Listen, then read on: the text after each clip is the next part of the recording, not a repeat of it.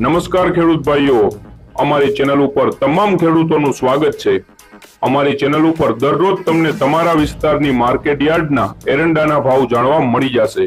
તો વધુ સમય ન બગાડતા ચાલો જાણી લઈએ તમામ માર્કેટ યાર્ડના એરંડાના ભાવ।